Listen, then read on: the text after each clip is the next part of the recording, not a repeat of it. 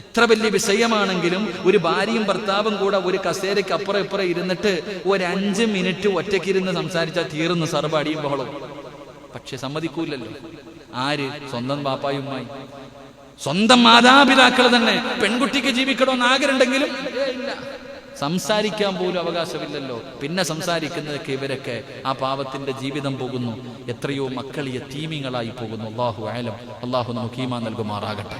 കുടുംബജീവിതത്തിന്റെ വിലയും ഏറ്റവും ശൈത്താന് വളരെ സന്തോഷമാണ്. ശൈത്താൻ ഏറ്റവും കൂടുതൽ സന്തോഷിക്കുന്നത് ഒരു തലാഖ് സംഭവിക്കുമ്പോഴാണ്. ആ തലാഖ് സംഭവിക്കുന്ന സമയം ഇബ്ലീസിന് വലിയ സന്തോഷം. അള്ളാഹുവിന്റെ അർശ് പോലും കുലുങ്ങുന്ന. അതുകൊണ്ടാണ് ഞാൻ പള്ളിക്കാരോട് പറഞ്ഞു തലാഖിന്റെ കാര്യത്തിൽ തലയിട്ടേക്കരുതെന്ന്. കാരണം എന്ത്? അത് അള്ളാഹിന്റെ അദാബ് ഇറങ്ങുമല്ലോ. അള്ളാഹുവിന്റെ അദാബ് ഇറങ്ങുന്ന കാര്യങ്ങളാ. അള്ളാഹു നമുക്ക് ഭാഗ്യം നൽകുമാറാകട്ടെ. നിങ്ങളപ്പം ചോദിക്കൂ, ഉസ്താദെ അപ്പൊ ഞങ്ങൾ എന്ത് ചെയ്യണം? പെണ്ണുമ്പിള്ള എന്ത് കാണിച്ചാലും ക്ഷമിച്ചും സഹിച്ചും ജീവിക്കണോ? അല്ലേ? ചിലരുടെ നോട്ടം കാണുമ്പോ, ചില പെണ്ണുങ്ങൾ ഓരോ കാര്യങ്ങൾ കാണിക്കുമ്പോ ബന്ധുപിടിക്കേണ്ട സാഹചര്യങ്ങളൊക്കെ വരും. എപ്പോഴും അള്ളാഹ് പറഞ്ഞെന്തെന്നറിയോ?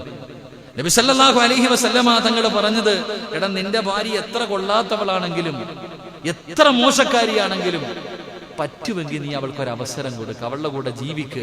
നിനക്ക് അയ്യൂബ് നബിയുടെ പ്രതിഫലം അല്ലാഹു തരുമെന്ന് നബി മുഹമ്മദ് മുസ്തഫ. അവിടെ നിന്ന് പറഞ്ഞത്, എടാ ഭാര്യയുടെ പീഡനം, അവളുടെ കുത്തുവാക്കുകളും പരിഹാസങ്ങളും എല്ലാം നീ അങ്ങ് ക്ഷമിക്ക്. നിനക്ക് എന്തിനും അയ്യൂബ് നബി അലൈഹിസ്സലാമിന്റെ പ്രതിഫലം അല്ലാഹു സ്വർഗ്ഗം തരുമെന്ന് നബിയുനാ റസൂലുള്ളാഹി. അതുപോലെ തന്നെ പെണ്ണിനോടും പറഞ്ഞു, ഭർത്താവ് അല്ലാഹുവേ 2-3 മക്കളായി പോയി, കുടിയന, അടിക്കും, ബഹളമാണ്, സമാധാനമില്ല, എന്ത് ചെയ്യാനാ ഉസ്താദെ? ക്ഷമിക്കു പെങ്ങളെ. അല്ലാഹു നിനക്ക് ഫിർഔനിന്റെ ഭാര്യ ആസിയ ബീവി റളിയല്ലാഹു തആല അൻഹ. ഫിർഔൻ അവൻ ആരാന്നറിയാലോ? അവന്റെ ഭാര്യയായിരുന്നു ആസിയ ബീവി.